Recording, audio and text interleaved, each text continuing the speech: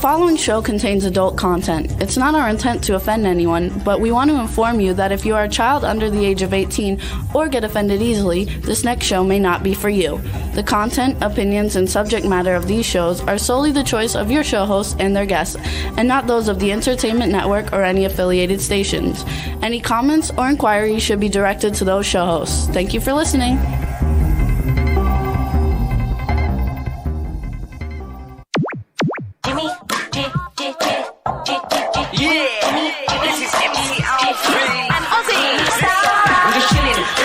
Sitting down and designing where every man in my thinking, what are we gonna be wearing? Yo, I'm a Liverpool MC, you can't test me. Big up the girls inside the party, let's get down to crazy Jimmy. Big up myself and known as Alfie, the one and only, the Turkish MC. Always love the clothes of Jimmy. British punk, yo, wanna be Jimmy Star, new celebrity. We'll take you out to Jimmy Stars.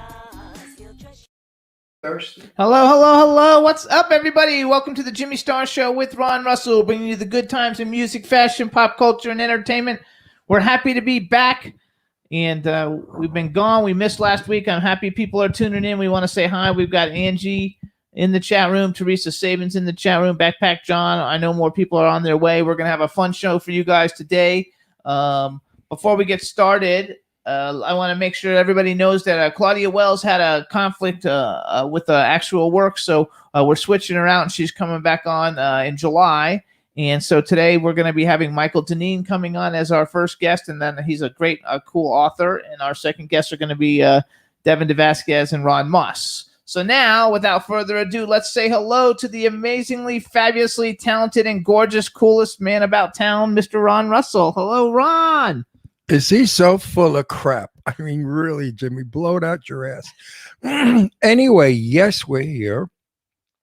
God knows how we got here. Did you ever fly with a stopover to New York from Palm Springs? If you did, you know what I'm talking about.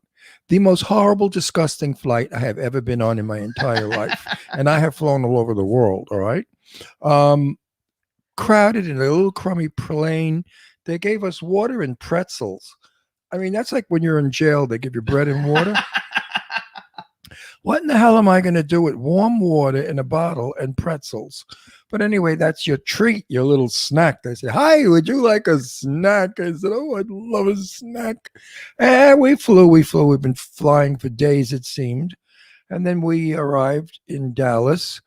I needed a wheelchair because the walk from our plane to the other plane is like miles and miles and miles. And we didn't know that we had to get in a train. So I'm in a wheelchair in a train, but the wheelchair doesn't lock. And as the train is rolling around, so am I. I hit a few people with the wheelchair. Then finally, I ended up hitting a wall, which secured me till we got to our next flight. Wheelchairs were not where they're supposed to be. Attendants were not there. I'm sorry, but America doesn't take care of its people that need. I don't want to call us ill people or broken people, but people who have had surgery. Assistance. Yeah, like I had. I'm not. What is the word? Handicapped. I am not handicapped. I had a surgery that didn't require me to walk a lot. So people that have some kind of a condition should have a wheelchair, and Americans should see to it that they get it.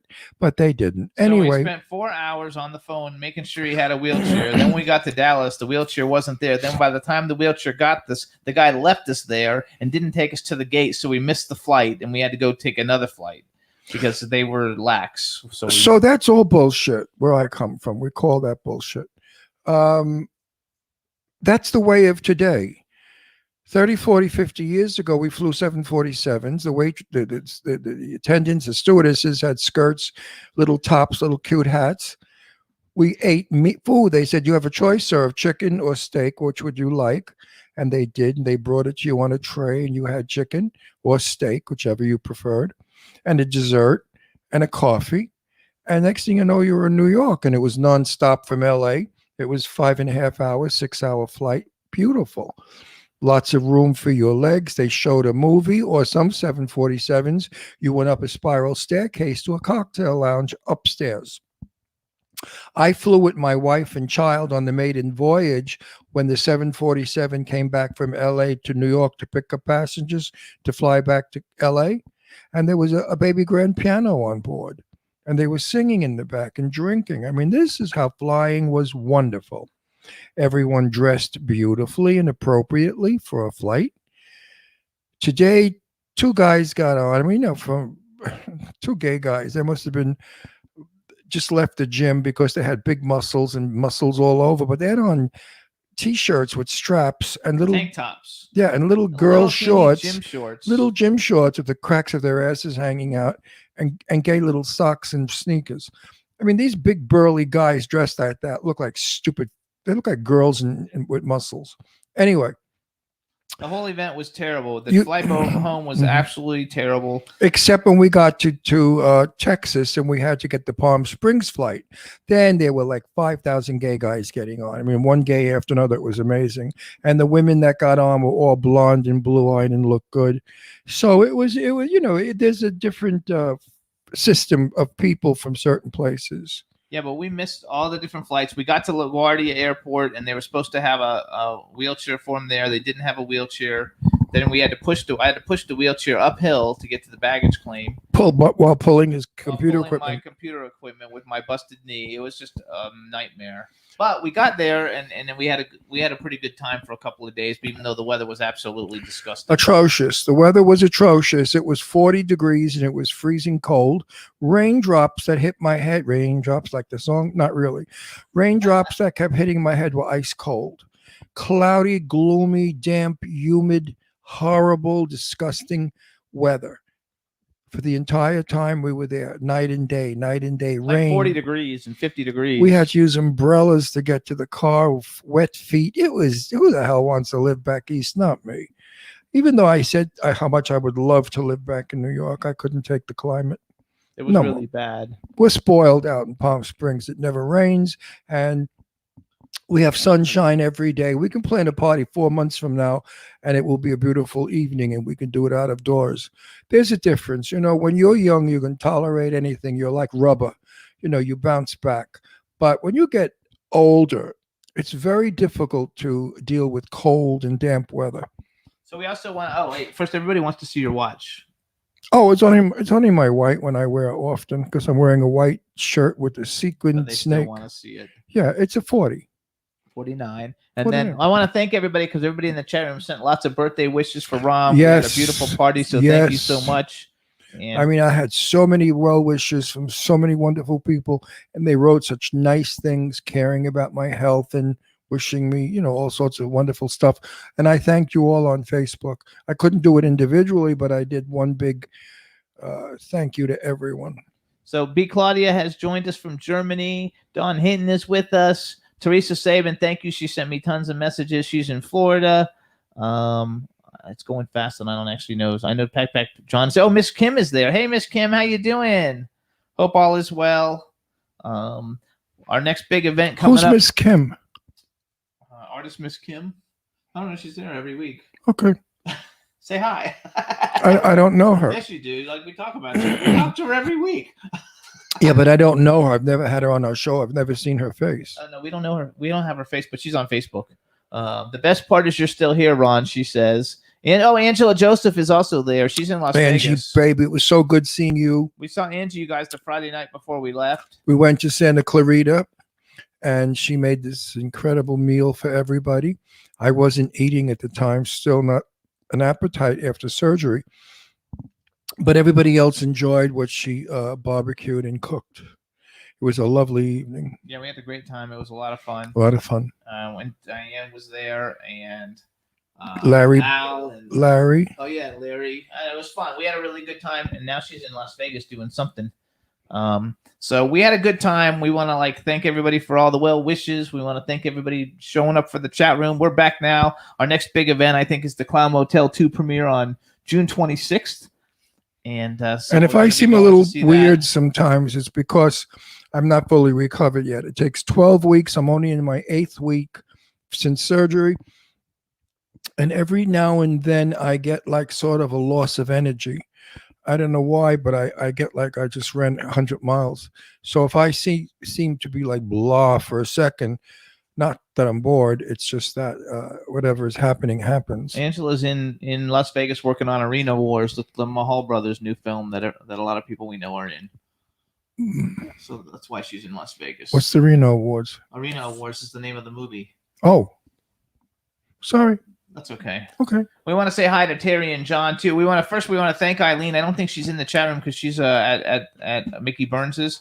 But we want to thank Eileen for hosting us for the weekend, and we want to also thank and say hello to Ron's friends, Terry. I guess Ron and my friends, but first Ron's friends, Terry and John. We had a great time seeing them. That's one of Ron's oldest friends. And Colin who is her Eileen's best friend and roommate, did a brilliant job as a host.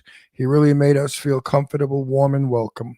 Yes, and we had a great time. And we actually met we met Wendy Stewart Kaplan and her husband Alan live. They came and showed up with us, and also Billy Hess was there with Mark. And then they were going to Fire Island for the weekend, but it was a lot of fun. We never got to Fire Island because I wasn't about to go on a ferry in the rain, freezing cold, to go to an island where nobody would be. So we all stayed at Eileen's house. It was sort of like held up, and I got to get out to the Hamptons for a minute, but we never got as far as East Hampton, which I like. We went to West Hampton and had coffee and little things and stuff. And then it was just not nice to be out. You wanted to stay indoors. It was terrible. I give a shout out to Stefan. It was a winter day. Stefan's just texted me that he's listening, and Tina's probably listening. So hello to them. Hey, Tina and Stefan, how are you? We're going to have a fun show, you guys. So we're going to have a lot of fun. It's our first week back. We got a bunch of great shows planned over the next, I guess, 4 or 6 weeks. I got a bunch of really good people coming on. It's going to be a blast. And, we'd love if everybody listens to us on Apple Podcasts, because I'm trying to get our numbers up on Apple Podcasts. So you'll see me tweeting out the link, and if you guys could share it, that would be awesome. And this is Astro. Astro totally missed Ron. And he went wild when the thing is blocking him. He went wild when I came home. He hasn't left my side, and all he does is kiss me and look at me and smile. He loves his daddy. I missed him so much. You know, you have a little pet at home and you go away. You really do miss them like kids. Eileen has a spotted wiener dog. I forget, what do you call that dog? Dog, I don't know. And her name is Fiona. She's adorable. Cutest thing. The cutest thing ever. So we loved it. She's also a 7-pound dog. Astro's 7 pounds. Astro, say hello. Hang on a minute. Okay, hang on a minute, everybody. So here's Astro.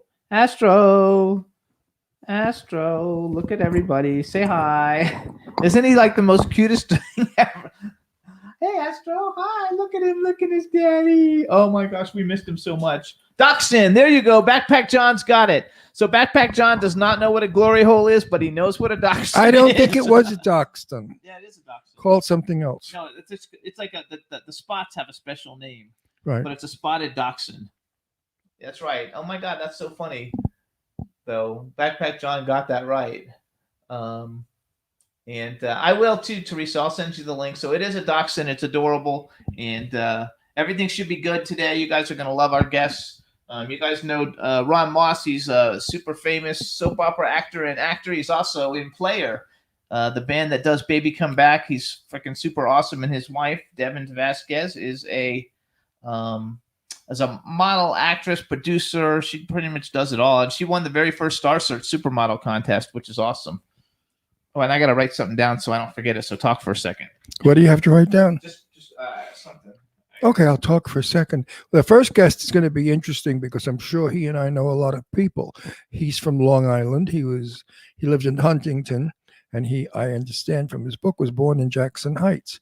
So I'm sure we have stories to share together. It should be very interesting about gangsters. Well, there were a lot of gangsters where we grew up. He's a lot younger, though, than you are. How old is he? He's young. How young? I don't know exactly. Maybe I don't know exactly. Probably like younger than me. Well, I'm 50. How old is he? There you go. Oh, I could be 50 if I want. Who are you to tell me what age to be? Right? Right. If you want to be any age you are, you can be, ladies and gentlemen. Do not let the years be who you are, because they trick you. You know, sometimes you're 80 or 90 and you feel 20. Don't be 80 or 90. Be 20. Don't let the years trick you. That should be a Lisa song. Saban says age is just a number, which you're right. Age Is just a number. So is Jimmy just a number. That's right. A quick number. No. Michael's in the green room, so we can go ahead and bring him Michael's in the green room planting potatoes. There he is. Hey, Michael, how you doing? Oh, I don't hear anything. How you doing, guys? I'm a little low. I can't hear you guys that great. That's not good. Try smiling. There you go. Hey, heard that, though. It's been hard with the week I've had, but I'll be okay. Now you look like you want to be on our show. If you don't smile, I have to go over there and kick you in the teeth. Yeah, I'm good. Believe me, I want to be on. Good, then smile or you're getting the fuck off. Hey, Michael, they're asking, do you have any headphones that you can plug in to your computer or your phone or not? Actually, I don't. Okay, they were just asking. She's asking if you can see it in the. Are you hearing us through your computer? I actually have it on the phone right now because I don't have a camera on my computer. There you go. Okay, so that's fine. What, the feds confiscated it? Yeah, that's one of the problems that have when you do what I was doing. You lose everything. You know, they confiscate everything on you. So everybody, this is Michael Deneen. He is the author of Suburban Gangsters, which I'm going to hold up that everybody can see. It's available on Amazon. It's Suburban Gangsters, a compelling tale of life in the drug trade, which we're going to talk about a little bit. He's got a copy of it too. It's available on Amazon. It's got many 5-star reviews, and it's a really interesting book. And we're going to talk a little bit about it first, because Ron is also from New York. Yeah, I know Jackson Heights well, where you were born, and Huntington. I had a house out in Huntington years ago. Oh, you did? How did you like Huntington? You liked it out here? Well, we had a driveway so long with like trees around it, and snakes were in the fields, and I never saw snakes, and snakes came on the driveway. I know I didn't like living in Huntington because we were very remote. This is back in the 70s. Huntington was still a woods, not like it is today. And I preferred I moved out to Setauket, which I found to be a little more open, and I don't know, whatever it was. But no, Huntington was okay. I lived there for about a year and a half. I had a ranch house I bought for $35,000. All brick. See, that's how you know he's talking a long time ago, because you can't buy shit for $35,000 now. All brick with $35,000. That's many decades ago. Wait a minute, with a brick wall in the kitchen that had a brick oven. How do you like that? You don't see too many of those these days. This house today is probably $1.3 million or $1.4 million, but it was $35,000 then, and that was a lot of money. $35,000 back in the late 60s was a lot of money. All you do today is add a zero. Okay, if you bought a house for $35,000, add like 4 zeros. put another zero, and it's $300. Well, that's what it was. Now you have to add 2 more zeros. Yeah, that's right. It's a lot of money. So now, where are you now? Where do you live now? I live in. I'm actually in South Huntington, which is close to the Walt Whitman Mall. Yeah, I know where you are. It's not too far from the Expressway and the Northern State Parkway and stuff. Yeah. So when you're coming out, like if you're coming from the city, you get off on Route 110 and start heading north. And I'm about maybe 3-4 minutes off the Expressway. Yeah, I know exactly. But you can keep going further. And Huntington's got a nice village here, about 5 miles if you keep taking 110 north. Really, really nice down there. There used to be a good Italian restaurant on the main street, which I forgot what it's called, but it's a street what the mall is on, the big avenue next to the mall. And it was an Italian restaurant, and it was called La Parma maybe, or La Stella, or one of those names. Do you remember How long ago? 30 years ago, 20 years ago. Yeah, La Parma. That's actually on Jericho Turnpike. That place is fantastic. No, I don't mean that La Parma, because we used to have a piece of that La Parma. My ex-partner, Sal DeGeorge, used to be involved with that one. No, they built one on, I forgot the name, maybe Smithtown Road. No, the road that goes to mall. It runs parallel with the mall. It's a mall. Yeah, that would be New York. Yeah, that would be Route 110. Probably. Anyway, it doesn't matter. And it turns into New York Avenue. Yeah, it doesn't matter. So I'm on Long Island. We were just on Long Island yesterday, and it was raining and freezing and disgusting. We had the most horrible vacation. Yes, we were there.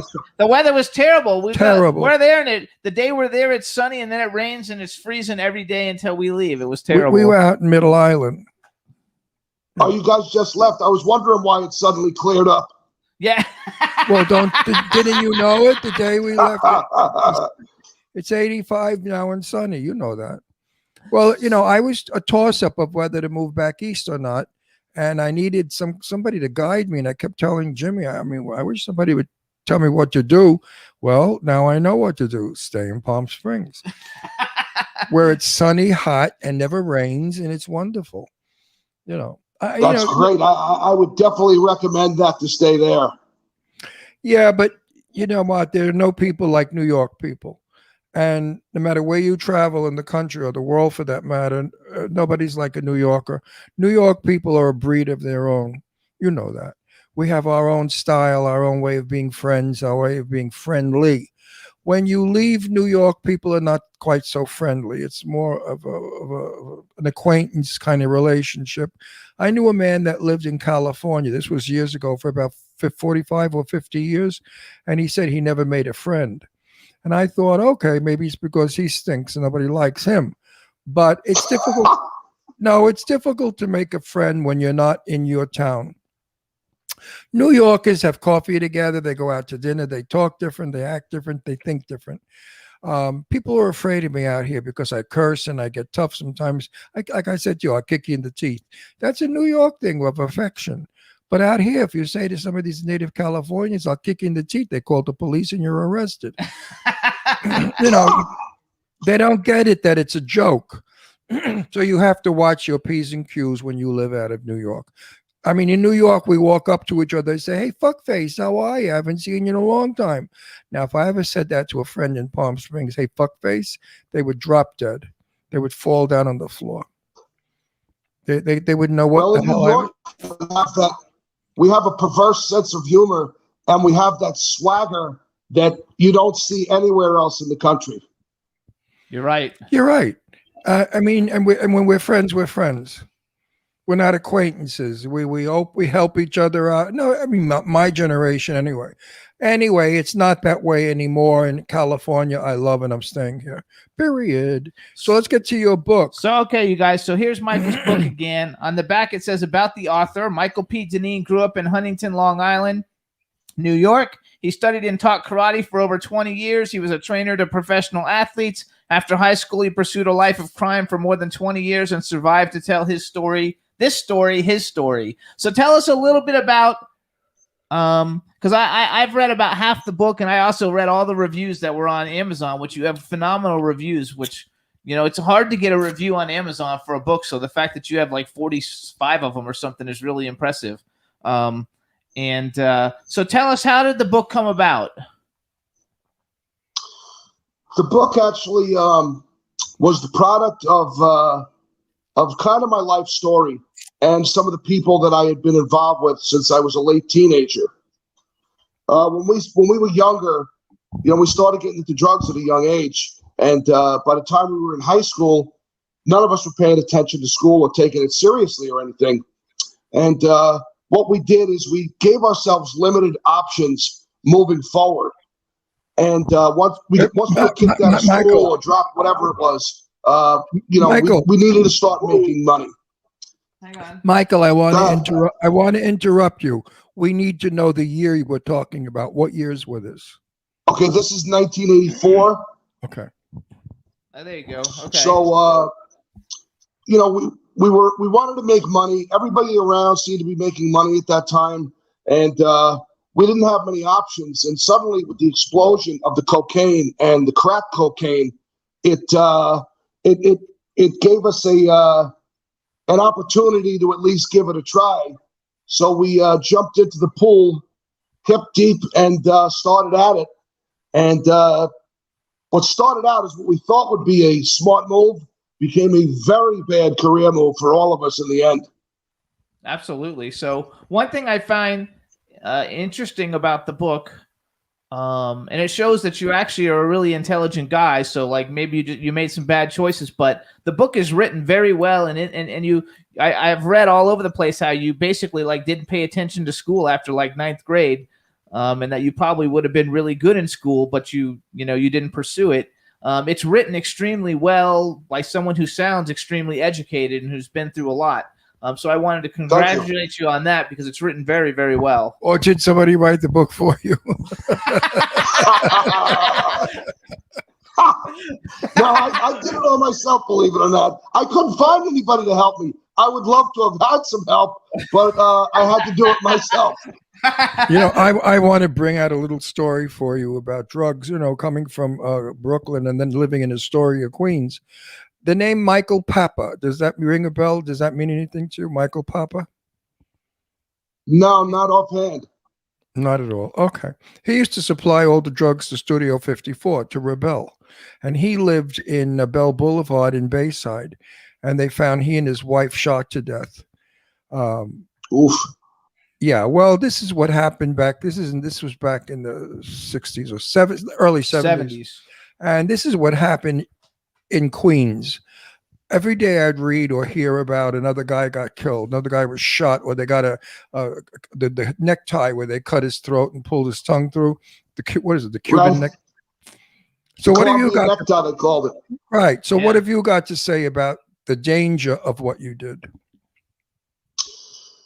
That's where this book has its most profound impact, I believe. I try to explain to people what it was like back then, the amount of violence. It was everywhere, and it was so profound. The death toll soared. Once the crack cocaine hit in like 84, 85, it just rose and rose and rose. I think in 1990, we had a record that year of 2,245 murders in New York City alone. Wow, that's a lot. And it was a horrible time to live as far as with the danger and stuff like that. There were people that ended up getting killed in the story. One of them happens to be, I changed the names in the book and everything, but Dee Snider from Twisted Sister, his brother-in-law was one of the victims in it. Oh, that's terrible. I'm actually friends with his son, with Dee Snider's son. We've had him on the show, Jesse, about, 3 or 4 times. But that was the problem back in those days. People were being killed right and left. They thought nothing of shooting you just for a stupid reason, not for a good reason. It was like everybody was afraid that everybody else was a rat or going to cut in on their deals. People were paranoid, and I believe it's because the drug dealers took drugs. And when you're on drugs, you hallucinate and you get all kinds of wild thoughts. And a lot of those killings were done while people were high. Had an argument. Absolutely. Pulled out a gun and shot 3 people. So it was a dangerous time. Now, how did you get around the police? The police were definitely aware of what was going on. They're not stupid. I know of a fact that the police knew every move and everyone that dealt drugs in New York City. They just couldn't do anything about it because the higher ups were paying the cops off. What do you think about that? Well, it's an interesting story with me. By 1985, the cops were well aware of what me and my crew were doing out here. And, they started surveillance with us from time to time, and we became a big thorn in their side. But what happened is a few years down the road, when some of the players started getting busted, I came up with, around 1991, my training partner and dealing partner had gotten busted. They didn't actually get the cuffs on him. He ended up escaping and taken off to California, but they shut him down. So what I did, I knew my days were numbered at that point. The cops were zeroing in on me. So what I did is I hatched a deal with a police officer that I became friends with, and I started working for him as a voluntary informant. Oh, wow. So he gave me basically the green light. So you were the green light. Yeah, but you were a squealer. To go ahead and deal while I was working for him. Now, you were a squealer, okay? Plain English. Let's talk turkey here. We don't bullshit on our show. You were a squealer. There's no doubt. Wait a minute. You were a squealer. You were ratting on the crowd. Didn't you worry that they were going to come after you and your family? If they found out. Because I knew I could handle myself better than anyone that was coming after me. most of these people, wouldn't even think twice about testing me. I had taken karate for 10 years at that point. I was extremely capable, and I handled myself very well, as did most of the people in my crew. This game is about survival, though. Like, people can call me a rat, they can say what they want, but in the end, there is one thing that counts, and it is survival. It's either that or jail. There's no other ending that's going to come out of it. Or death. Yeah, like, yes. So, well, I know a lot of people from Brooklyn years before you, many years before you, who ratted. And they were put in these protection things where they put them out in Arizona, whatever. But then witness maybe protection. Witness protection. But then like 3 or 4 years later, we would find out, guess what? Louis, who they sent out to Arizona, he had a car crash. He was killed. So they eventually get you. They'll wait. You know, the mafia, or whoever want to call it, organized crime or gangsters, they don't kill you right away. They wait. And they wait many years, sometimes 10 years. How long has this been for you? So, yeah, but you're like 20-something years past it. This all went down. Like, the big bust, I worked not only with the police, but with the feds, with the Drug Enforcement Administration. We put together a massive bust for them where they swept the whole town. They arrested 30 people. They took about 40 cars, 3 houses, boats, everything, you name it. This all happened like 1992, I believe it was. That's almost so it's 30 been a years really, ago. really long time. And I wasn't ratting on the mafia at that time. It was independent criminal organizations in play here. And so they were a little less dangerous as far as their being able to be capable to pull something like that off, you know? But my point I was making before Jimmy tuned in was, do you have nights where you look over your shoulder worrying possibly somebody who went to jail is now out of jail and is waiting to get you? Because ultimately, this is what happens. Anyone that does time because of a squealer will wait. And they sort of organize their own little group, you know, like 2 or 3 guys that agree. They said that fucking guy's a rat. Let's get him. And they all like it. And they organize this kind of a peculiar way, like, you know, you become a drug overdose job, or you become a car crash, or just somebody runs you over. Are you afraid because you did this that maybe there's somebody out there lurking to get you? That's the question. Absolutely not. Although when the book came out 2 years ago, everyone started to read it around town. The one guy that we set up really bad, who did a lot of time, he found out finally there was me and my other partner that ratted him out. About 3 months ago, he slashed my father's tires. Well, yeah, so you got to be careful. That was your throat. He just got the tire first, you know, so you should have protection of some kind. You have to inform the police of all these people, who they are. In the event anything happens to you, they know who to go after. Because what you did was a very dangerous thing. You know, I grew up in Brooklyn, Red Hook, hung out in Mill Basin and in, you know, all those places. And I know a lot of the old timers. You could do anything, but never squeal. If you squeal, it was like the worst thing you could do. You were really a low life, no good person, and they would kill you. So I think it took a lot of guts for you to come out and to do that. What made you even think about it without any hesitation that maybe it would be dangerous? For me, it was a survival instinct. Back around the 80s, after Henry Hill basically did what he did, the days of the omerta and the not talking to the police and all that stuff, that went by the wayside. That was a bygone era at that point. And everything is fair game. What happened in the 80s is everything became a totally different hustle game now, where anything goes. Anything can happen. There are no rules anymore that you play by, which made it even scarier. Were you in jail? So I did that for survival. Were you in jail then? Did you have to serve time? I didn't get caught with anything major. The only time I spent in jail I fell to a drug addiction at one point, and that's when I started getting arrested. I sold millions and millions and millions of dollars worth of drugs for years, never got even a ticket. But then when I started using drugs, all of a sudden I started getting busted every other week for petty stuff. I never did a lot of time. I was in and out, a few weeks here, a month there, a few weeks here, a month there, nothing major. And how long? And how long have you been out of the life? Well, you are I've been out out of of it, it a long right? time now. I finally got clean and sober in 2009. After, I battled a very bad heroin addiction, which nearly cost me my life.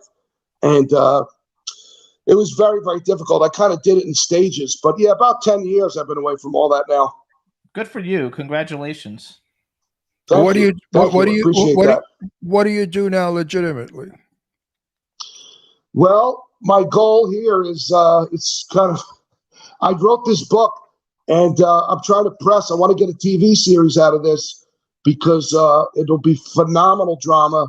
And I believe if someone takes the time to sit down and talk with me, think this thing through, we can come up with something epic along the lines of a Sopranos or The Wire or something in that field, Yep. That's what I'm pushing for. That's my main goal in life right now. And that's what I'm going to do and see it through until I get it done. But in the meantime, are you working at Burger King? No, I'm not. I am. I've got a little money coming in. It's enough to get by on and live on right now. I'm taking care of my father right now. He's got some dementia, so I'm kind of a little trapped right now. I'm trying to just get by day to day with him. Don't you think that you're being watched to see exactly where your income is and how much you spend? Because you are, Oh, I'm not doing anything illegal, so I'm not worried about that at all.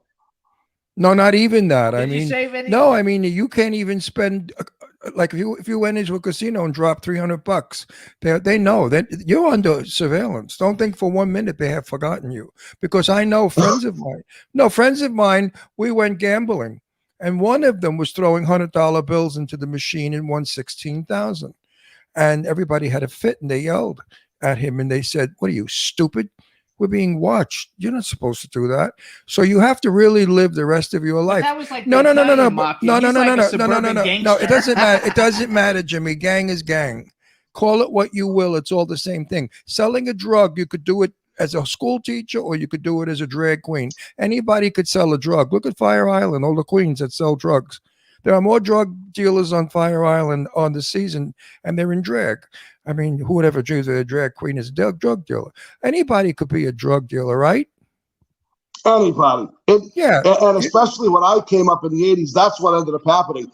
It invaded every avenue of American life. Every type of person was using, selling, involved in it some way, shape, or form. Yeah. I mean, I knew a lot of dealers back, and I've never taken drugs, and not because I'm goody two shoes, because I had a father who was very strict, and I was raised with every day my father telling me no drugs, no drugs, no drugs. So brainwashed me. I have no desire to be high. I got high a couple of times, hated it. I wasn't in control. I felt stupid. I acted stupid, and I never did it again. So I went through the whole drug route without any problems my entire life. That's why I'm 81 years old and I'm still alive and I'm healthy. I've never abused my body with liquor or drugs. Not that I'm Mr. fucking wonderful, but I've seen what it did. No. I've seen. Look, excuse me. Did you just say you were 81? Yeah, mate. I just turned 81 yesterday. Friday. Yeah, are you serious? Yeah. No. Oh, God bless you, man. You look tremendous. Thank you. But growing up in Astoria, I had so many friends who OD'd, who killed themselves because they couldn't handle it. My cousin Edward Brenter, it was in the newspapers, so I'm going to tell you a story. His wife left him, and he was a druggie, a big-time druggie. So what did he do? He went in the house, he shot his wife to death, he shot his children to death, and then he put the house on fire, and he shot himself to death. This is in the newspaper. It was a big, big thing in the Daily News. All because of drugs. Okay? If he wasn't so hung up on drugs, he could have dealt with the fact that his wife was leaving him, but to kill your children, two beautiful little girls, you got to be crazy. So we know that people who deal drugs are mentally not fit while they are high. They are capable of doing anything. Am I right? Absolutely. And you bring that up, it brings me to, I wrote about one in the book, a certain thing that happened called the Palm Sunday Massacre. I believe it was in 1984 or 85. This guy who was seeing some girl who he thought that she was some dealer was having an affair with or whatever. So he goes to the dealer's apartment one day. The dealer's not there. It happens to be set up for a daycare that day. There's 11 children or 10 children there and 2 daycare workers. A guy just kicks in the door and shoots and kills everybody. Terrible. Yeah, I think Children, I'm talking about little young children. Yeah, that's terrible. Because he was high. Well, so you're right. Drugs can make you do a lot of crazy stuff. We know for a fact that drugs have brought crime in our country to its ultimate height. There are more burglaries, rapes, kidnaps, and killings. In fact, I'm in a movie soon that Jimmy just produced about slave trade. We deal in all these subject matters in films, and we try to get the point across that, listen, being involved in a drug world or hanging out with druggies and getting loaded and doing anything you can for another fix, like let's go steal my grandmother's silver, I need some heroin. That's not constructive shit. And the people that do this, unfortunately, are primarily black people. If you go to Harlem and all the black areas, drugs are all over the place. We shot a movie on the east side of New York called Batteries Are Not Included. And this is like forever ago. This is years ago, but it doesn't matter. When we were walking around the empty lots where the buildings were knocked down, we were told wear boots because the hypodermic needles are laying in the grass, possibly with AIDS in them from people who use them. Now, in the empty lots of hypodermic needles, I mean, in such a quantity, in such a big area, that's a little frightening to think that there were children in that neighborhood who did play in these empty lots. So America has gone crazy with drugs, as has the world. I think it's time that we clean it up, go sober, be constructive. They talk about diversity. Yes, I believe in diversity, but let's clean up the drugs first, then let's get diverse. Because to be diverse with drug addicts ain't going to work. So, amen. And that's one of the things I've talked about recently in one of my interviews, how this thing we have got to do something to try and get ahead of this thing before the next generation suffers, catastrophic losses like this one is suffering now. And it will continue to only get worse unless we have a serious effort to try and curb this at some point. Right. Now, it has to be done. I read the beginning of your book, and then we landed, and I had a nervous breakdown because I couldn't get a wheelchair. So your book I didn't finish. At the end, do you teach this? Do you say drugs don't pay? Do you put the message in your book? Yes, I make it a point to say basically do not even think about following in my shoes. I raised a couple of good points in the end in the epilogue. And, one thing I desperately hoped would not happen is this. I don't want anybody romancing this story. There's a lot of wild stuff that goes on as far as the criminal aspect with some robberies and things like that. But I don't want people to look at this stuff and think that stuff is all right, because it is not. I just happen to be caught up in an amazing story at the time. Believe me, I regret it to this day, but I'm hoping I could take that story and bring something good out of it and make something positive happen out of it. Now, Michael, did your parents drug educate you? As far as telling you, my parents were both really good people. What's that? Like telling you that drugs are bad, not to do them, they're destructive, you'll ruin your body. Did they tell you all these things growing up? Absolutely. They tried to punch it into my head, and they did a great job. My parents, my mom, I just lost her, God rest her soul, and my dad, he was a good man. We had our ups and downs as a family, but they did everything humanly possible to try and make sure that I did not go in that direction. And I don't know what ended up causing it, whatever the factors were. I still ended up doing it, and it took over a big part of my life in a lot of different areas. Yes, but they're telling you this in your early years made you pull out of it. I know so many people that their parents did drugs themselves, and the kids did, and they just died. I mean, nobody was there to tell them this is the wrong thing you're doing. You had the foundation. Your parents gave you the good foundation that drugs were bad. Therefore, you could pull out. And that's why you're alive today. Believe it or not, is because of what your parents taught you when you were young. So you should be an advocate for parents educating their children about drugs. I do. That's my platform. Teach your children what happens. Go show them. If you need be, take them to a shooting gallery. They're all over the place. Show them what a human being looks like laying on the floor. Like they know where they are. They're shitting and peeing in their pants. They don't eat. They're sick. They got AIDS. They got every shit and disease. And they want another fix. Their life is the fix. They'll do anything. You know that for a fix. That's the whole day revolves around that fix. They'll kill you for a fix. So hang on, I want to go back. Absolutely. So first of all, I want you to say hello to B. Claudia. She's in Germany, so say hi to B. She just bought the book. It's coming to Germany. By the way, folks, it's a fast read. I don't like slow readers where they make you wait 2 years before they get a point. It's a fast read, and from what I read so far, I will finish the book the next available. So say hi to B real quick, Michael. Say hi to B. Just say hi, B. How are you? There you go. How you doing? Now in the book, the character's name is Patrick, but then you're Patrick, right? Yes, I am. Okay, so he's Patrick in the book, you guys. The book, Born in Jackson Heights, not Huntington. Yes, I don't know if that's in the book or not. Jackson Heights was an Irish English neighborhood when I was a kid. Yes. You're Irish, right? Irish, English, Italian, and Portuguese. Okay, so you're a good mix of. Wow, you've got everything. Well, those are good blood. Good blood. It's got good blood in them. I think that you should contact schools to be a speaker with the book. I have friends who do that, who have written different kinds of books, and then the schools pay a lot of money to have you go in and speak, and all the kids always buy a copy of the book at the same time.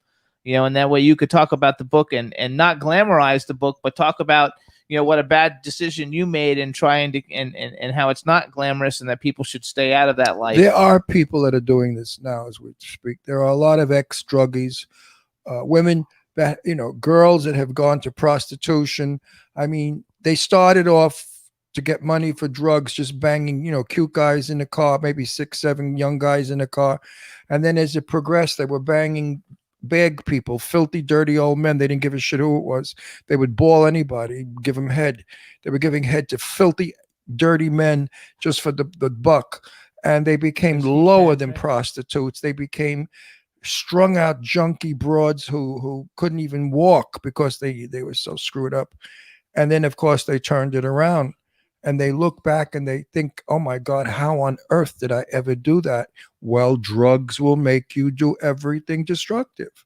Drugs, like Coke is wonderful. You do a couple of lines of Coke and the world is pretty. And you're going to be Superman. And tomorrow you're going to be the president. And everything is coming your way. No matter what you talk about, it's all bullshit. And then when you come down, tell them about when you come down. He's totally right. No, tell them what it's like when you come down from Coke. The come down is the worst part. I mean, the harder the drug you do, cocaine, heroin and stuff, the high might be great, but the come down is so bad and so not worth it. It totally negates any of the good that you thought you may have done the night before. Absolutely. We had and with heroin, you get physically addicted, so it will punish you. Once you're physically hooked, it becomes a punishing existence to try and live and stay up with that habit. It becomes living misery. When I was about 21 years old, we had a friend called Little Johnny.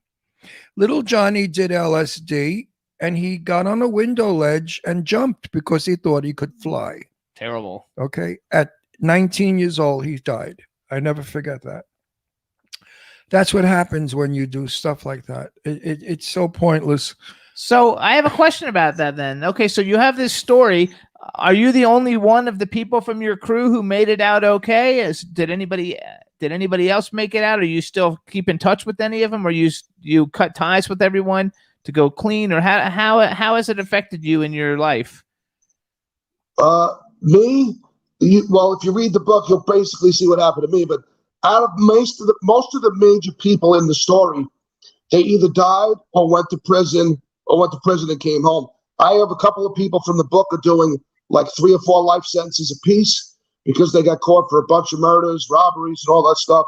A few of the people went to jail and ended up coming home, and most of the other people died between the end of the story, and now 3 people have died from the book since the book has been out from drug overdoses. Oh, wow. That's terrible. My daughter's Michael. mother being one of them. That's Michael, talk about how many people do accidental overdoses that you know. That happens. That's died. usually the way it happens. And most people don't usually go to spike themselves out. But the thing is, when you're dealing with drugs, especially like heroin or something like that, you don't know what the potency is from bag to bag, how it's been cut. So you're literally getting anything on anytime you open one of those bags. It's like a surprise. You don't know exactly what you're getting. You're putting your trust in the hands of some low-life drug dealer. You shoot up or you take pills to get really high. Now you're really, really high and you're saying, you know what, I'm too high. I'm going to do a couple of downs so I knock off the high. And that's when you're in trouble because you don't know the balance of the drugs. Years ago, what did we do? A Quaalude? I mean, give me a break. What the fuck was a Quaalude? Quaalude was so stupid, wasn't it? A Quaalude? I mean, it's the worst drug in the world. There's no business being used like that. But they outlawed it. But people that took Quaaludes just got silly. So wait, those pills. I have another relative who she was a big junkie, and she was dealing out of Santa Monica, and the cops caught her. There was a SWAT team all over the neighborhood because she was a big, big, big dealer, and they said to her either go clean or go to jail, and she went clean. And she built a business of helping other drug addicts, which today is very big in Santa Monica. And she helps drug addicts clean up. And I was in the office one day talking with her, and a guy came in and he's cursing her out. And here she is, very ladylike and feminine. And she turned around and cursed him out back, bigger than him, better than him, because she was a dopey. She knows how. And she said, "Don't mess with me, mother. I did this and I did that. And I used to shoot this. And the guy just stood there. He said, "You did?" She said, "Yeah. And now look at me. I'm healthy and clean." So hang on. Wait a minute. I'm going to conclude. I'm going to give it to you. Your book, bad guy that you squealed, good guy that you wrote the book, because you're going to help a lot of people. Thank you, Ron. I appreciate that. So a lot of That's the truth. The people in the chat room, they want to know if you're married. The women think you're cute. So let's go with that. Are you married? And if not, then you're single. I am not married right now. I am single. And I guess available, I guess is what you would say. So you guys, you can follow him on Twitter. He's at Michael Dineen 58. It's MichaelDineen 58. And you can follow him on Twitter. So you made millions of dollars. Did you save any of it, or you blew it all? You can't ask that question. You can't ask that question. That's a stupid question to ask. No. Well, did you drive like nice cars and shit at the time that all this was going down? We all had nice everything. Me, I tried to stay a little more low key to try and give an image, not to flaunt and taunt in front of the police, which was a waste of time anyway, because they knew exactly what I was doing. That's hilarious. Like I said, the guy that was throwing hundreds in the slot machine, they were there. When you have a big name, I don't know about you guys, but when you're mafiosos, they know the family, they know everybody. They photograph who goes in and out of your house, who's in your car. They want to know everybody you know so they can get something on you. It's a hell of a way to live, knowing that your privacy, you don't have privacy. And you know what? They could wire your house and you have nothing to say about it. Okay? Absolutely. They'll go to any length to try and catch you or get information on you or get any way that they could get ahead of you to try and take you down. They're photographing you, if the window is open and you're bawling somebody, they got pictures of you bawling somebody. It's really pathetic how sad it is to get involved in the drug world, because it's just, oh God, it's hell. It's an awful place to be. Okay, so let's go back. So the name of the book, everybody, is Suburban Gangster. So I know you want to turn it into a TV series or a movie. Is there a sequel or an expanded version, or is there... it's relatively, you told a big story and not a lot of pages. He's got the idea. Writers come in and then they create it from henceforth. He doesn't have to write every week. No, I'm not saying that. I'm saying in the book, is there going to be a sequel? A sequel to the book? Possibly doing a revised edition because I realized I was a first-time writer. I'd never written before. I realized I had left a lot of stuff out. Like I really should have elaborated on what the families went through with the people close in these stories and shown how it affected them because it devastated the families with the people involved. I mean, to a length to where people's families were just being destroyed over somebody's drug habit, or because Johnny got arrested and was sent to prison for the rest of his life, or whatever it may be. It was really tragic because they were like the people that suffered almost the most out of this whole thing. Michael, we're in show business. I make movies, all right? I'm in movies. If I tell you how many times an actor has snorted before they go before the camera, you would be shocked to know that in my industry, the drugs are rampant. Hollywood, forget about it. You go to a party, the Coke is in a freaking sugar bowl.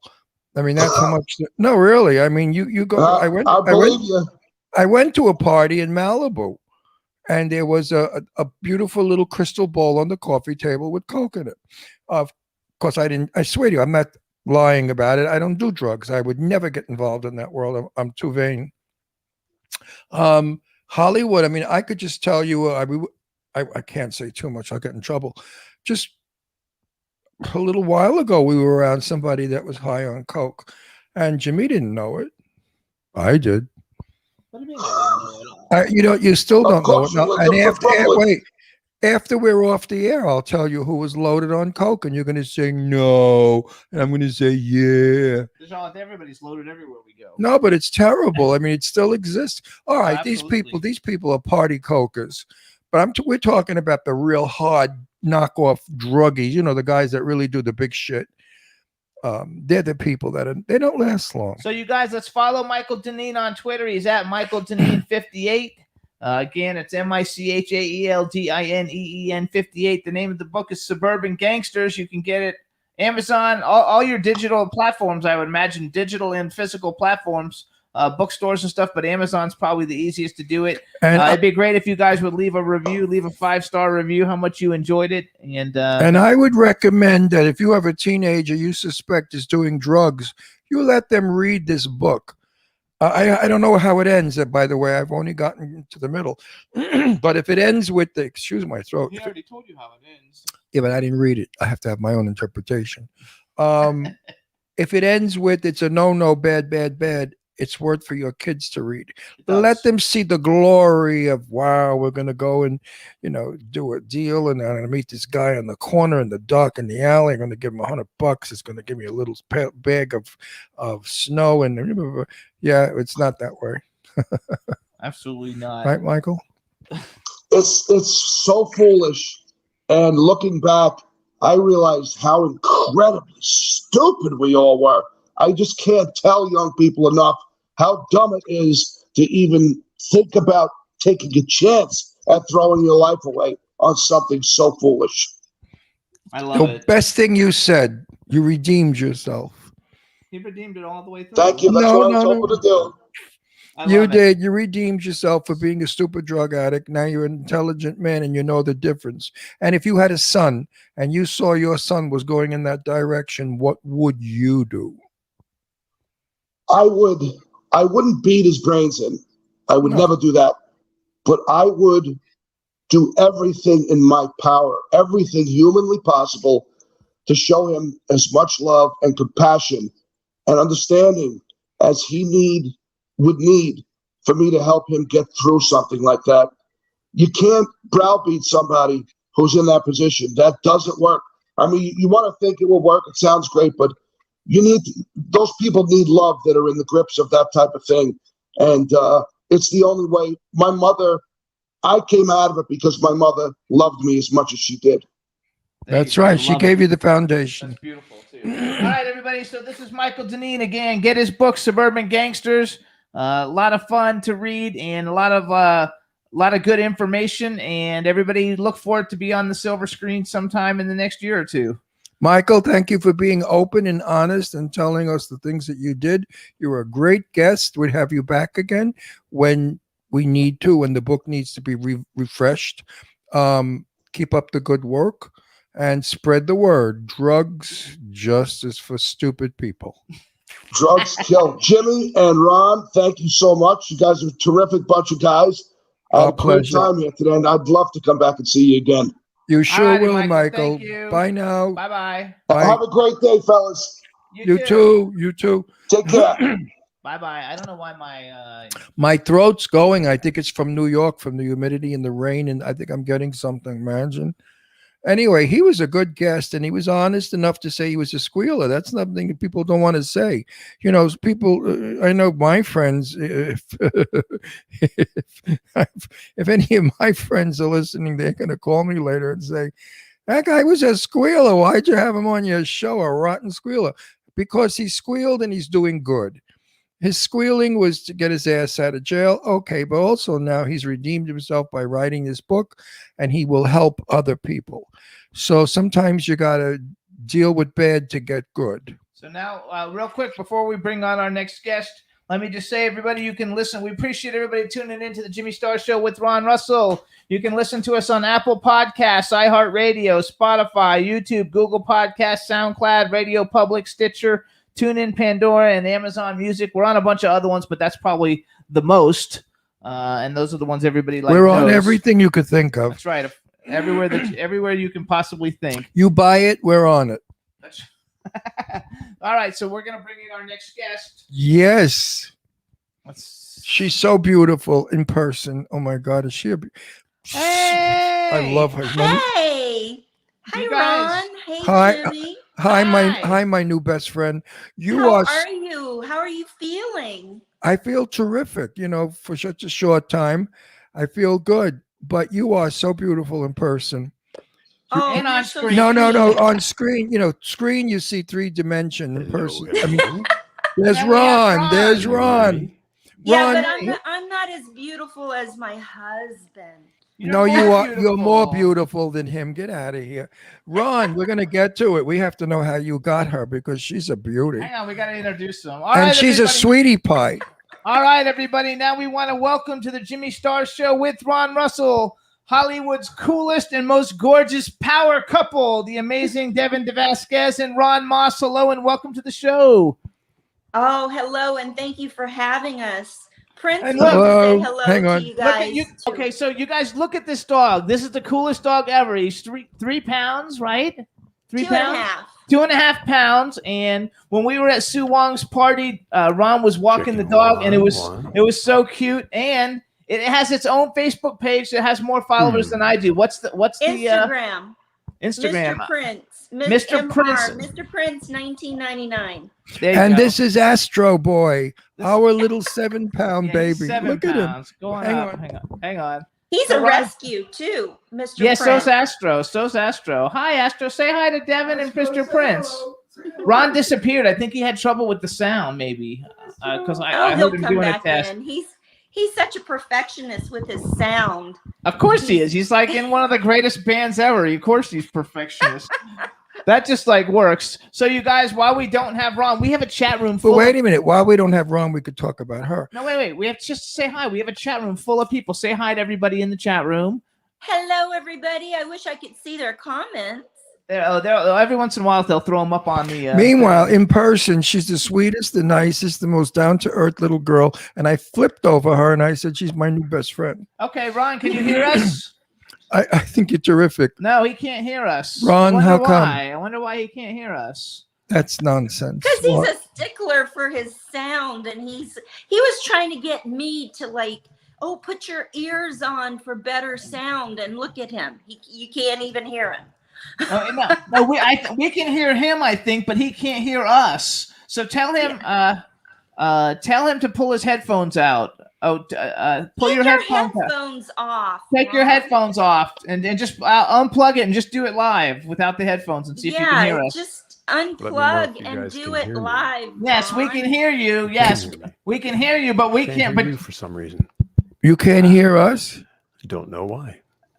But you just answered it. Of course you can hear us. No, he can't hear us. No, he said he doesn't know why he can't hear us. Take the damn Cam headphones Hang off, on, Ron. Screen. Got the audio. Unplug your headphones. It said I was She's working writing when it I in the entered thing. the In the chat. meantime, oh shit, hold on, I lost my headphones now. Now Jimmy lost his sound.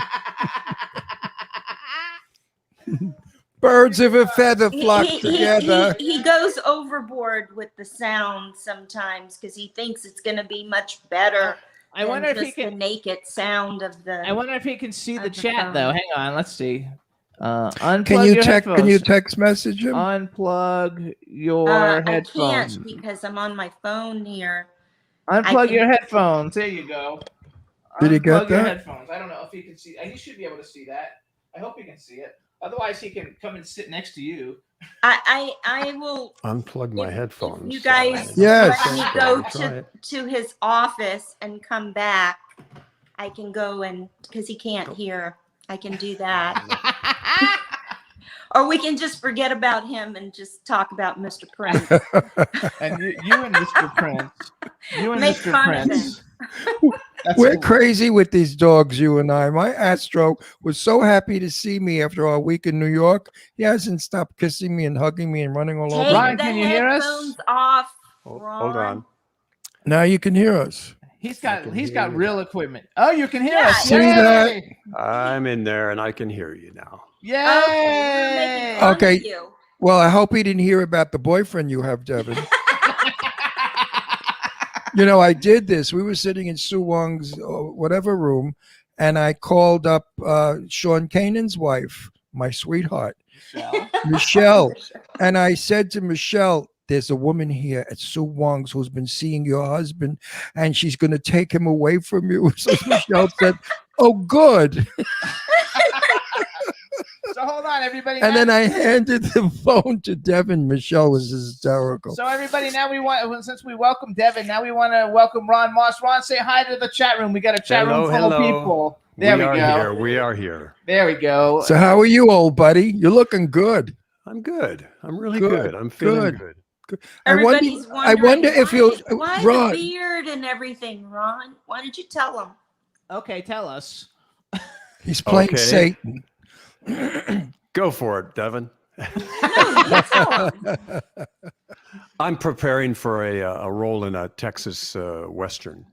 We're going to Yes. film in Texas. So I know it's with Antonio Sabato Jr. It's called Oh, we know him. Yeah, he's it's been on called our show. Trailblazers. Trailblazers is the name of the movie, and we're set to film with a lot of friends with Antonio Sabato, and He's a bunch sweet of- guy. He's got a he is. he's I've got a known him many huge years. Batman collection. He is infatuated with Bruce Wayne. Yes. Yes, I He's got a think it's- huge. And Devin, you're in it too, right? Devin, you're on the Yes. credits, so Devin's in it too. Good, so you're Yes, traveling I'm together. making my You know- acting debut again. Again, but not a debut, so it's a Ron- resurgence. Ron, Yeah, when we, resurgence. Ron, when we were at Sue Wong's house, you told me an interesting story. I don't know that you want to repeat it on the air, but it was about Valentino. Just meeting that gracious gentleman for the first time was amazing.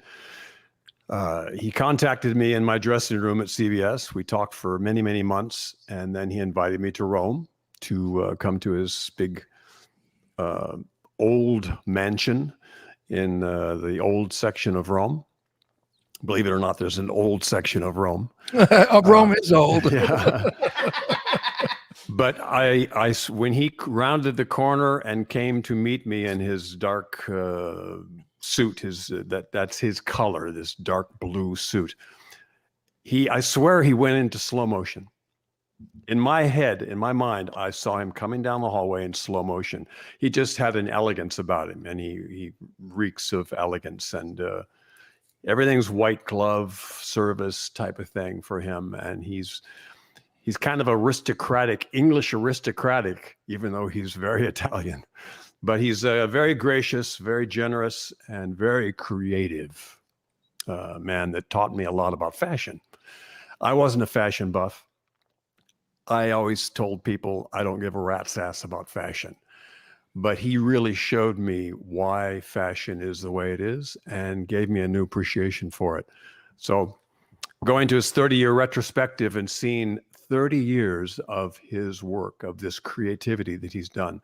It really opened my eyes. And I patterned my character of Ridge Forrester on Bold and Beautiful after a young Valentino, because he took me and showed me how to deal with the models, how he designs things, how he deals with fashion. So it was a big lesson, and I kind of use it on the show.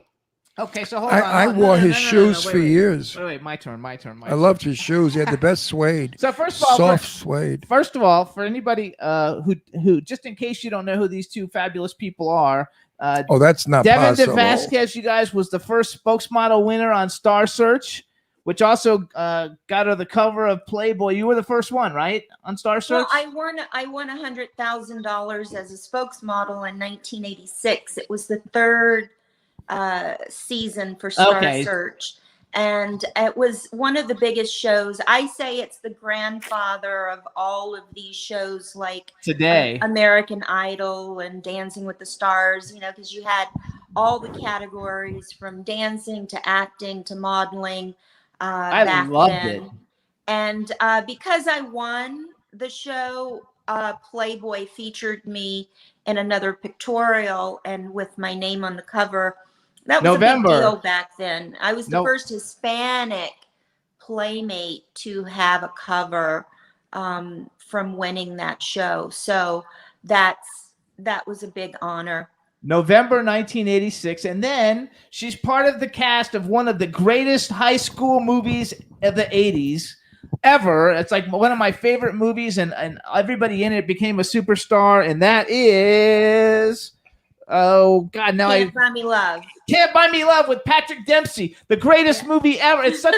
I can't. I kissed him first. And it's such an amazing. Before he was Dr. McDreamy, I kissed him. and Ron, for anybody who doesn't know Ron, besides being Ridge Forrester on 3,971 episodes of The Bold and the Beautiful, which is like a lifetime. According to IMDb, it says 3,971. Now, double that. Is it really? More than double that. Okay, so 7,800 episodes. Besides that, he's also in Player, you guys. Baby Come Back. You can't turn on any radio station ever and not hear the song. We listen to Yacht Rock, and it plays like every 3 hours, and I listen to Yacht Rock all day long, and so and the Love Channel on TV. And there's no one who doesn't know who you are. I mean, seriously, we were at a party, my birthday party in New York, and my very oldest and dearest friend, she came up to me, she looked at me, she said, "You know him." I said, "I know a lot of hymns. Who are you talking about?" She said, "Him. I have been in love with him since I'm like a girl." She said, I can't believe it. You know, like in her 70s. You know him." And she kept doing the hymn. And I said, "For Christ's sake, Teresa, who the fuck are you talking about?" And she said, "Moss, Ron Moss." I said, "Yes, I know him. And he's a very nice guy. And he's got a gorgeous wife." She said, "Yeah, I know about her. But but him, you know him." So when she comes out with her husband next year to visit us, I'm going to have to make her meet him. Now that's your new name, him. Yeah. Now who is Teresa? Teresa Vecchio and John Vecchio grew up with me. We all got married together. We had our children together. We lived miles apart on Long Island. We grew up. I, of course, went on with Hollywood and Bologna, and I moved away, but we've maintained our friendship always. 50-something years. In Italy, they would say Louis. Louis means him. So Ron thought his name was Louis for so long. So apparently in the United States, it's still him. No, but she did. I swear to you. I thought she was great. She came up to me, but like mysterious, and whispered, "You know him." Like she was going to lose her breath and faint. And I said, "Him who? I know a lot of hymns." So hold on. Well, you get that from a lot of women, Ron. Come on, cut the crap. No comment. He pushes against the whole sex symbol thing. No, but Devin, tell him to just embrace it. Wait, hang on a second. Tristan Rogers, who's a good friend of ours, you know Tristan, of course, and his wife, who we love and adore, said that she would be in a club with Tristan, and women would get in between her and Tristan and push her out of the way and start to touch him and flirt with Tristan. Has that ever happened with you and Ron? Actually, when we're in Europe, especially, or pretty much Australia, all over the world, there's lots of women that want photos. And I understand that. I'm usually the one taking the photos of the women with him. And a lot of people wonder, why aren't you jealous? Don't you get jealous of all these women that want photos with him? And I'm like, nah, because a lot of men want photos with me.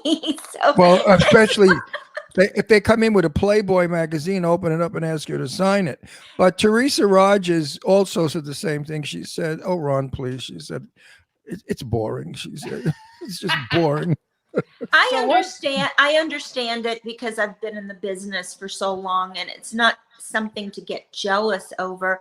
It's kind of a fondness, actually, because 3 generations of women, men and women, have watched him for over 25 years on television, and it's he's become part of their culture. I understand because I used to watch soaps, and now we produce The Bay. The Bay. The Bay. It's like, so I understand it. So it doesn't make me jealous.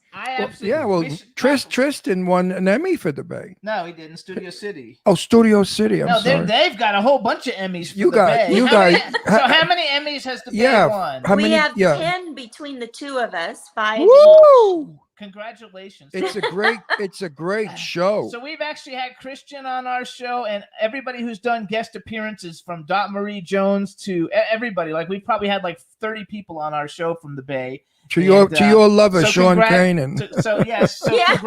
So congratulations to you guys. And now, so you produce it, but you're not actually. Are you in any episodes, Devin?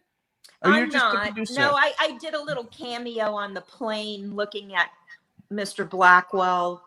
Giving him a little look, flirtatious look once, but I didn't want to act on the Bay. I didn't really want to do any acting unless it was a role that I could really sink my teeth into, and I have that coming up in Trailblazers, so I'm really excited about that. Congratulations, that's awesome. Thank you.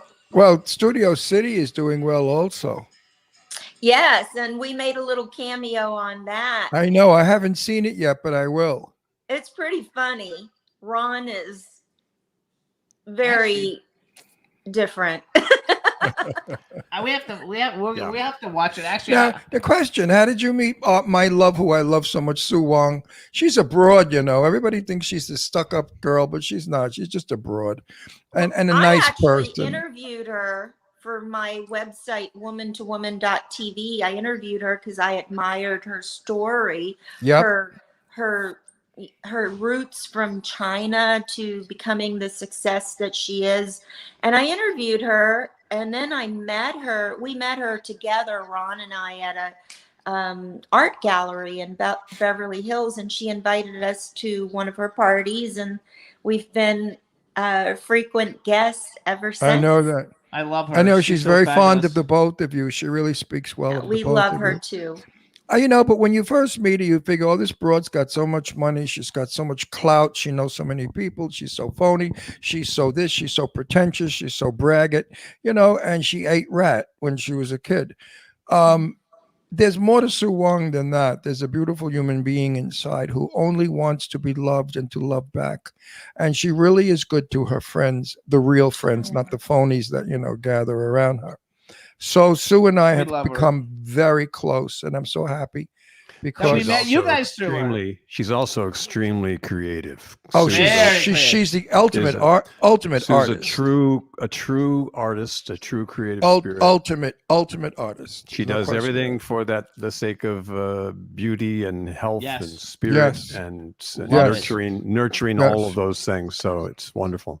And like Ron, she'll never retire. She's always recreating herself. Me too. I'm 81 years old and I'm still going full steam, and I'm here only 8 weeks out of triple heart surgery.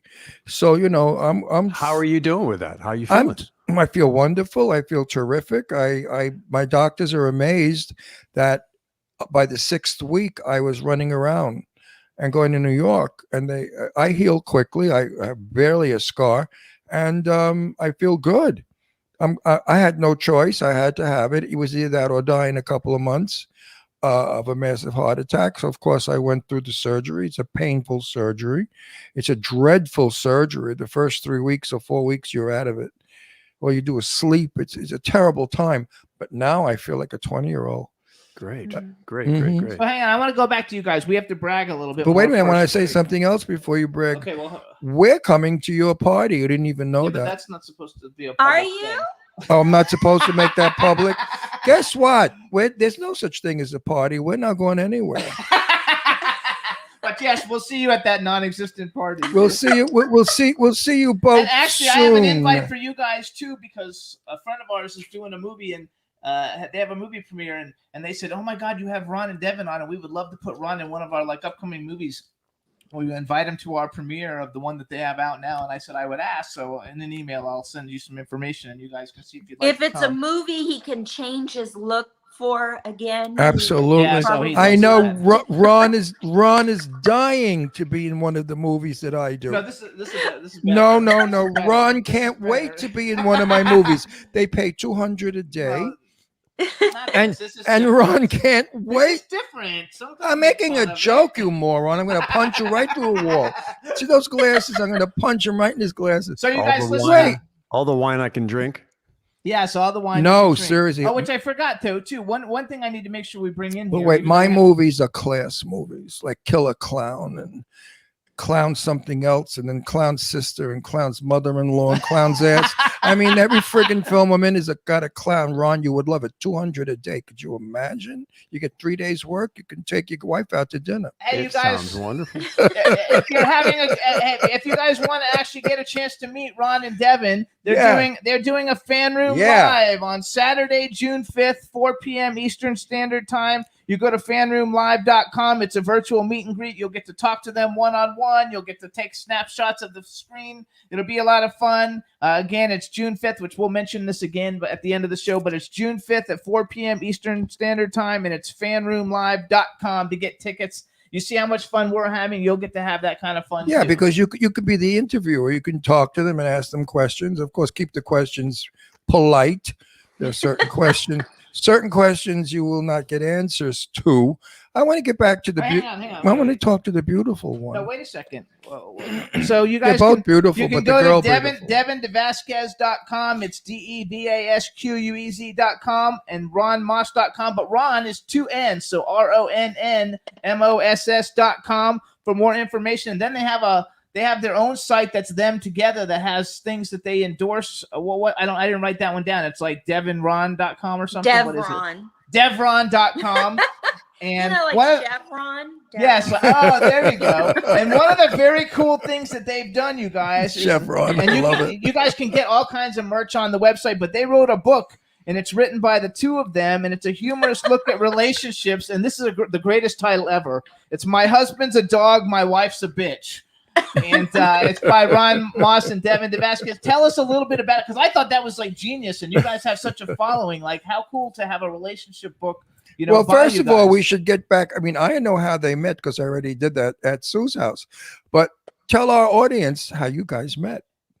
Well, the short version is I got my SAG card saying hi to him in the movie he met his now ex-wife on. So it's a soap opera. And we were reintroduced 18 years later by Lorenzo Lamas and another playmate friend of mine, Barbara Moore. They were together at the time, and they reintroduced us because Lorenzo was on The Bold and the Beautiful, and we've been together ever since. So it's been 17 years now we've been together. I love it. And Lorenzo Lamas' mom is my buddy, Arlene Dahl, who's a good friend of mine. And his dad was, of course, Fernando Lamas, who has passed on. But his mother is just an incredibly beautiful woman, milk white skin and orangey red hair and green eyes. For those of you, look her up, Arlene Dahl. just the most. DAHL. Did you ever see Arlene, his mom? What she looks like? I haven't seen her in the last few years. No. She's, you know what? She's about 100 and she's gorgeous. I mean, we should have called her when we were in New York. But anyway, It's so funny. We just watched the movie Grease recently. Right. Ron and I were laughing because Lorenzo was just a baby. Yeah, a baby. Throughout the whole movie, a baby. He didn't even have a line. Yeah. No, I say this to all our gay friends because all our gay friends want to know, is he gay or do you think he's possibly gay, very gay friendly? And I say, listen, whenever I'm in Larry's company, he puts his arm around me. There's pictures of him kissing me on the cheek, hugging me. We like each other. Gay actors don't do that. They hide. This man is so heterosexual, it's pathetic. I mean, if you saw the women he's got, I mean, every broad looks like a plastic Barbie doll with these huge boobs and platinum blonde hair. In fact, I wanted to fix my daughter Leslie up with Larry, and I said that to Arlene, and Arlene said, oh, you don't want to do that to your daughter. You wouldn't wish it on your daughter. She said, no, my son marries all these strange women. But anyway, he's a sweet guy and a great guy, and he did a good thing introducing you to. So we like to name drop. He was the best man in the West. Yeah, we like to name drop on our show. Well, no, everybody that tunes in, they want to know about everybody that we know in Hollywood. So I want to go back to the book. How did the book come around, and who decided on the title? I came up with the title, and that's kind of what one of the things that spurred on the book being written. Devin's idea is that men can and should be trained like dogs. Boo, boo, boo, boo. So based on that concept, I came up with that title. It just hit me in the dog theme. My husband's a dog. My wife's a bitch. Good for you. And if people get upset about it, I go, it's a dog theme. So the bitch is the dog, the female dog. No, he brings me a cappuccino every morning. He brings me breakfast in bed every morning. He's been doing this for 17 years now. And the dog or your husband? My husband. The dog in the other room, not the one on our lap. Yeah. So according to my wife, came up with a clever concept of, I'm going to write my point of view about relationships and he can write his point of view. And it's just a humorous look at relationships. Kind of like men are from Mars, women are from right. Venus. But Devin, how do you relate to raising a man like a dog? I mean, how do you work that? What is it? You want to give us a biscuit? Okay, Ron, let me answer that. Devin, you know that. I don't know. Let me. I gotta let you. You gotta let me get in here. Okay. Ron. Devin thinks that she trained me to bring her a cappuccino. This is her concept, and I let her believe that. See that? Instead of that, you just love her and you want to do it. There's a joke that says, if you, what do men and linoleum have in common? They like to get laid. If you lay them right the first time, you can walk all over them. That's really nice, Devin. I'm taking back my introduction. No, it's a joke. Ron. I don't like you anymore. I think that was hilarious. That was fabulous. They get walked on. I love the fact that you guys Well, wait a minute. Devin, no, that didn't. Devin, you said you're Hispanic. What kind of Hispanic are you? My father was from Spain, from Madrid, but I never knew my father. He died before I was born. Oh. And my mother was from Louisiana. I'm from Louisiana. Okay, so I'm if your French, father, Canadian, Irish, American Indian, and Spanish. Okay, if your father were alive, you would think differently. Absolutely, because a Spaniard, a man from Spain with the old values is the same as a man from Italy with the old values. Yeah. And you would be thinking differently. A man, Ron is your tower of power. Ron is your protector. Ron is your sensibility. Ron keeps you in control. Ron watches over you. Ron supports you. I mean, financially in every way. Without Ron, you'd just be another blonde. How do you like that? running around laying linoleum for a living. No, you I know think- what? I love and appreciate my husband, and I tell him that every day. I really would not have wanted to go through what we've been through with this whole COVID thing and lockdowns without him. And my heart goes out to those who've been alone through this whole situation. He is definitely my protector and my rock, and I love him dearly. And you know that when we were at Sue's house, the first 10 or 20 minutes, I said to myself, he really loves her. Look at how he's looking at her. You were speaking to me, and his eyes started to get watery and glassy and glowing, and he got this shit ass grin on his face. And I said, this man really loves this lady. So well, he's married me 3 times now in the Yeah, last that's fabulous. 17 Well, years. That's Well, beautiful. nobody said he was stupid. What part? yet. What part? No, stop it, Ron. What part stop of Louisiana are you from? They want to actually our engineers in Louisiana. Yeah. Baton Rouge. Baton Rouge, Rebel. Rebel. You know, So- we go from here to Louisiana to Florida to God knows where, and then back to you. So Yeah. so going Yeah. back to you guys, so they were on an episode of Celebrity Wife Swap, which I've never actually seen that. What actually happens when you swap wives on Celebrity Wife Swap? That doesn't sound nice. Well, There was a guy on another daytime show called General Hospital, and his wife, and they try to keep it. They try to keep it on the up and up as much as they can, meaning they don't want each couple to know what the other couple's doing. Okay. We kept wanting to know, to contact our spouse and all, and they wouldn't allow that to happen because they want to create a certain dynamic. It's a reality show. Right, it's a reality show. So but you know what it's happened? not really It's reality. not reality. Right, we know it's not reality. Yes. So she got the 5-year-old boy, her husband, and their 5-year-old boy, and the 5-year-old boy fell in love with Devin. So they had a wonderful little family thing going. So I could tell that they decided me and his wife were going to be the antithesis of that. We're not going to be the happy couple. So you We're guys gonna- didn't get along. Well, You're gonna- we got along great, but they did not want to show that part. So they made it seem like I was always irritated at everything she did. And she and I actually got along great. We had some great conversations, and we'd start a conversation. The producer would go a couple minutes in.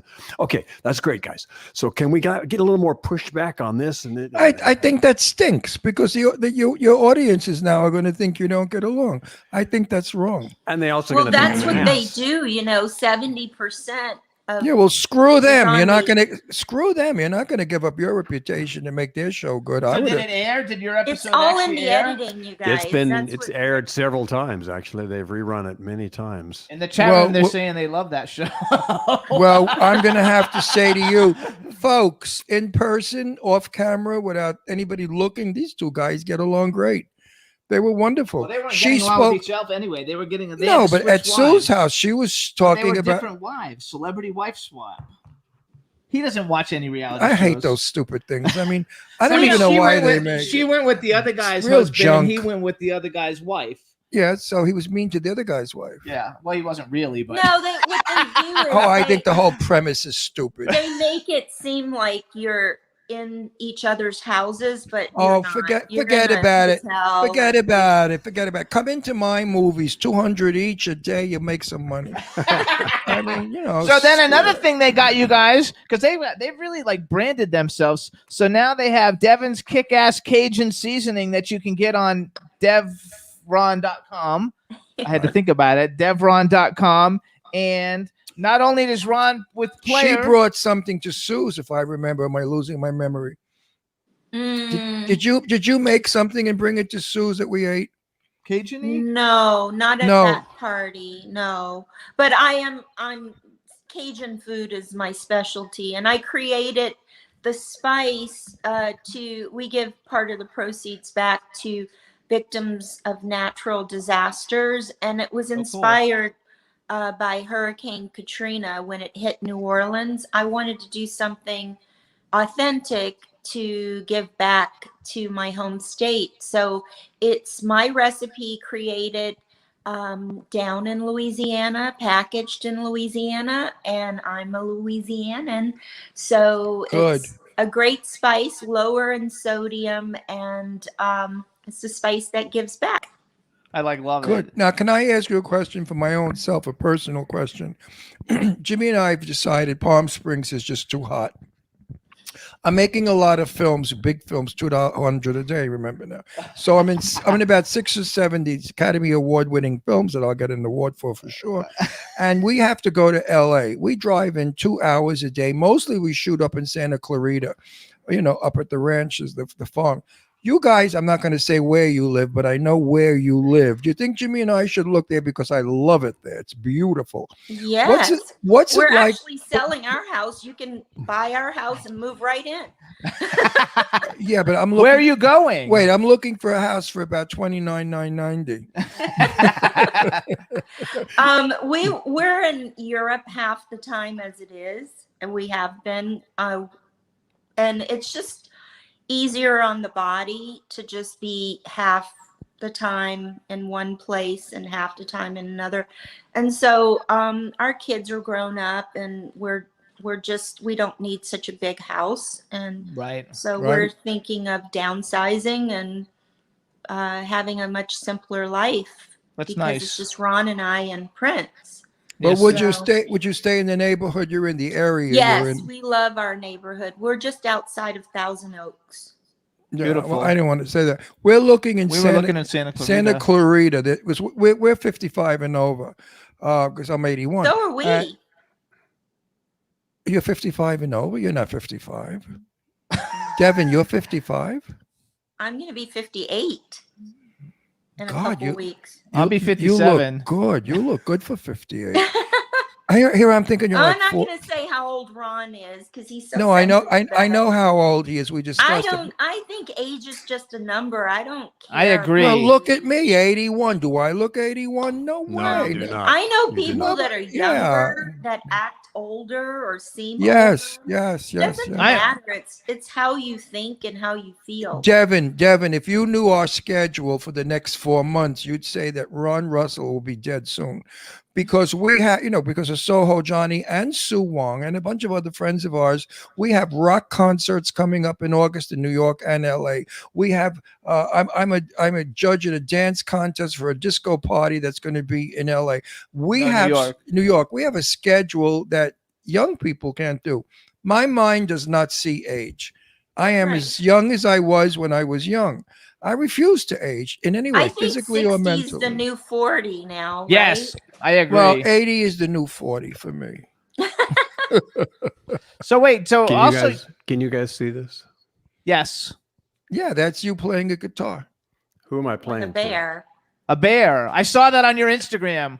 What's the bear doing there? Which actually we should tell everybody. So you guys can follow Ron on Instagram. He's Ron Moss, RONN. Is it over? Is it over? And at Twitter. It's the bear. He and his he just lost his brother. This bear. He's 19 years old, and they were on commercials and TV shows. The sweetest bears. They're like so well kept and well fed and loved, but this bear Cody, he lost his brother a month ago. So. But the other day we were out there with him, and it's a ranch with a lot of different animals. And we put a bunch of raccoons all over us, little baby raccoons, while we were playing music. So I had 3 raccoons sitting on me, all over me while we were playing music. It's very cute. So anyway, the bear. I love that stuff. Yeah, it's wonderful. And the bear just went around getting treats from everybody. And there's a big respect. You can't just go up and jump on him and all that. Right. No. But there's a big respect. But the bear is just very chill. He has got a big pool, a big, wonderful little pool that the girls all got in the pool, and the bear jumped in with them, and they're just it's very cool. That's very cool. Ron, again, because I'm old and I lose my memory. Name me your movie you're shooting, and when will it be out? Trailblazers, we're hoping to start shooting in a couple of months if we get all the financing together, all our ducks in order, and Right. it'll be out sometime next year, obviously. And It takes a while. what's your cat? Who's in your cast? Oh, great cast. It's a very eclectic cast of Almost everybody in the cast has been on our show, just about. Who, Really? name it? Let's hear. Name 'em. Christy Swanson, Kaya Jones, Kaya Jones, who I just did a bunch of Scott press Baio, for. Dean Scott Cain. Baio, Scott Baio. We Dean- know. I know. I interviewed Scott. We have Dean- Scott, Dean Cain. Dean Cain, Robert Davi. I I think. interviewed Dean Cain. Robert Davi. I think. I maybe. interviewed Robert Davi. Yeah, we have them all. Yeah, I interviewed all these guys. They're great guys. I love Sean Cain. He's not Sean. Dean Cain. Dean Cain. Gene Cain. He's a really nice guy. Superman. Yeah. I think it's fabulous. So hold on, I want to go back though because we have like 10 minutes left before they're going to kick us off the air, and I want to promote some of Ron's stuff because I didn't know you did all these solo albums before we met you. I was so excited when I met you to meet your wife actually.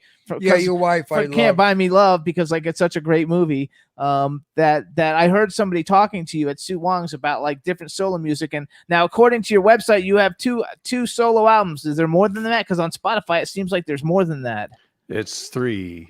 Okay, three Maybe albums. One of them, hang on, doggy. One of them is, hold on, I got it written down here someplace. I wrote it down. I'm Your Man and Uncovered. And Right. What's the other ones?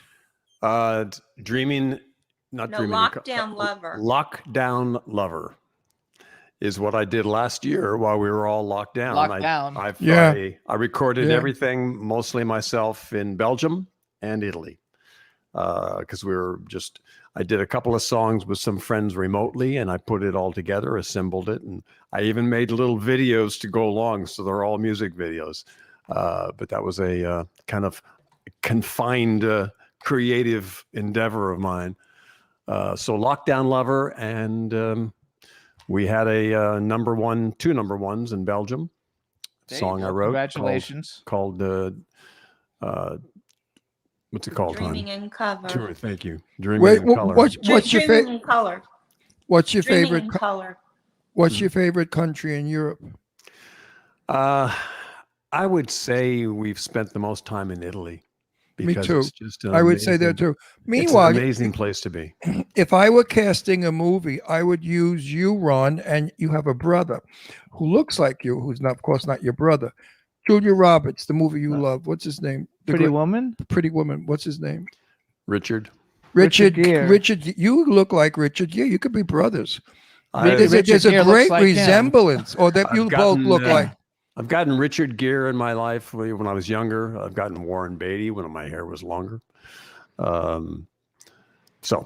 So in Italy, too, I get Tony he was on- Curtis all the time. He was on Dancing with the Stars and came in second place in the Italian Dancing with the Stars. You're kidding. I read it on his website. Who, Ron did? Yeah, Yep. You got to be. They have Dancing with the Stars in Italy. in every they country. do. They had Oh, it actually. John was on before it we had too. here. Did you do the Tarantella? I did all the popular dances, all of them. We had to go through. We had to do 14 dances. Yeah. Oh Well, my God. It's much harder, that show in Italy, than the one here. Because I'll it tell was you what like the- 2-hour show. The deal Oh, was, wow. it's a 4-hour show there, a 4-hour live Oh, show. yeah. And 4 hours. Italians are very good dancers. I'm Italian, 100%. They're And- very good and dancers. My we're teacher good was dancers. excellent. I'm a good dancer. I love it. It's in our blood. So Look at another this. thing. So Devin, when you, Astro, say hi to Prince. when you met him, did you were you like in awe of the fact that he was like a rock star? No. did you like- I mean, She saw how cute he was. She didn't care what he was. no, he was not in the best place at the time when I met him. And he had 2 little girls, 5 and 10. Oh, there he is. And he had been Fabulous. divorced for a couple of years.